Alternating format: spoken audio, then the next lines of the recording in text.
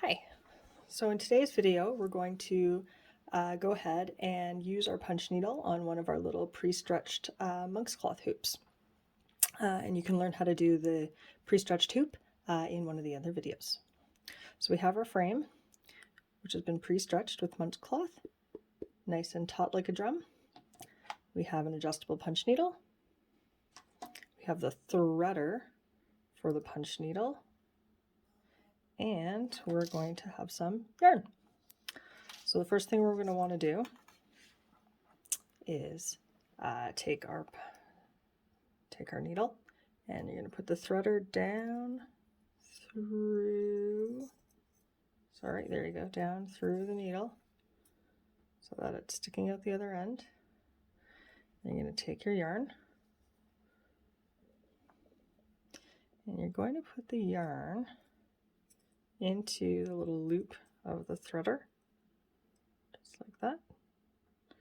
Then you're just going to pull it up through the threader, and then with your hand you're just going to thread it through the little eye of the needle. Okay, and it's very important that the yarn can move freely through the needle, otherwise it will get stuck and the loops will not be even.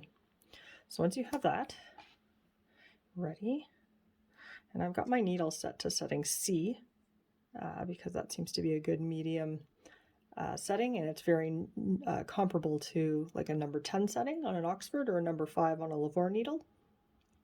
So once you've got that, then you're going to take your monk's cloth hoop or frame, and you're going to go in, not through the front, you're actually going to go through the back if you want the loops to appear on the front. So we're going to go from the back, and you're usually going to start from the outer edges. In this one, it's just going to be all in one color, so I'll just start around the edges. But if you're doing something with a pattern, you want to do the smallest parts of the pattern first, and you always want to start from the outside of the shape and go towards the inside, and that'll give you the most uniform loops and sort of work with the material in the best way.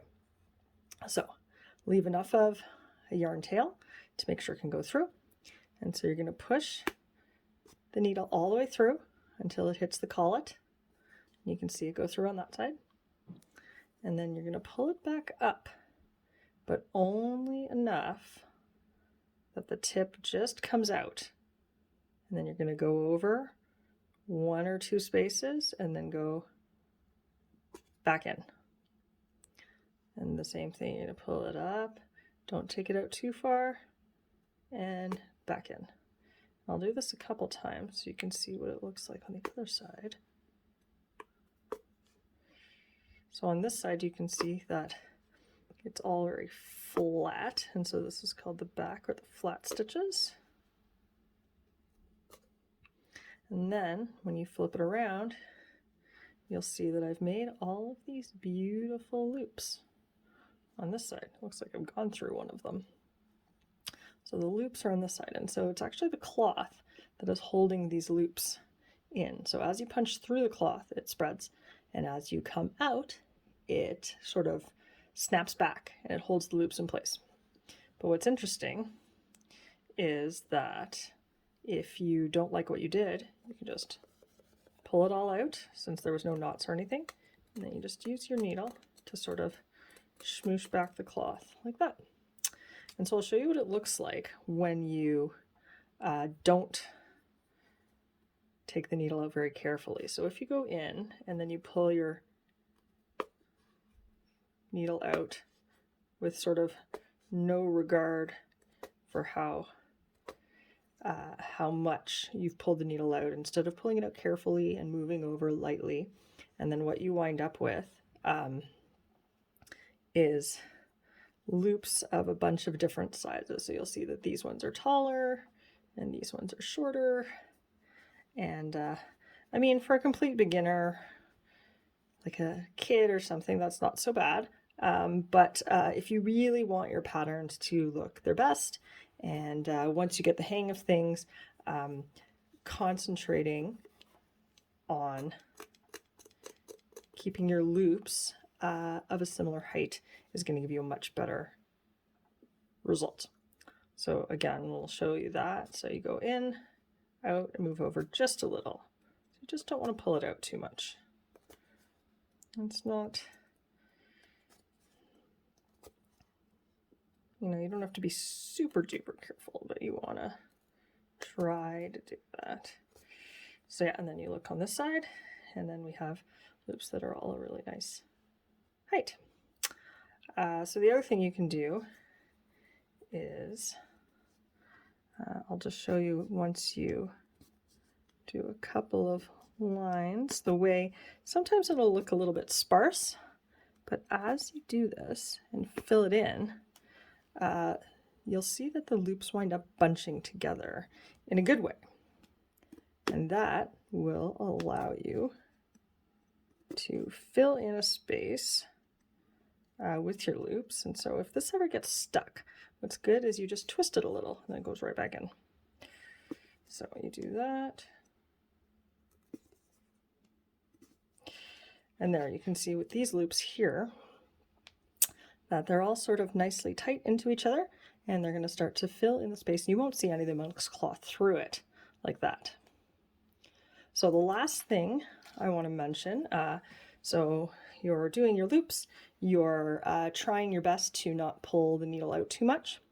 So the next thing is as you go around and you sort of start filling it in, you don't want your stitches to be all the same, or you could get little spaces. And so what we do is something called a bricklay stitch. So I'm going to go ahead and do a line here so that I can show you what I mean. So if I'm punching every second or third hole, so you're going to look at this piece right here.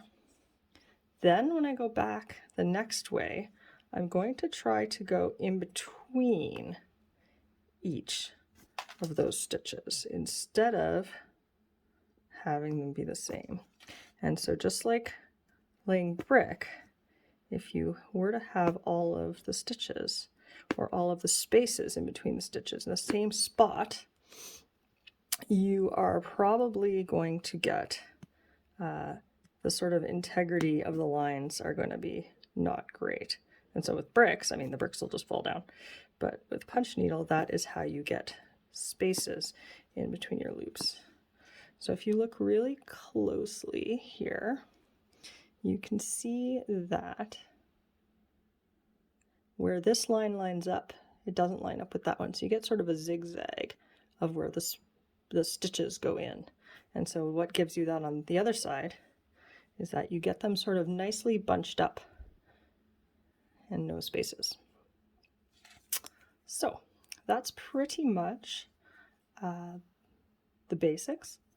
And if you have any other questions, you can send me a message either on Instagram or through Etsy. And that's all for now. Thank you.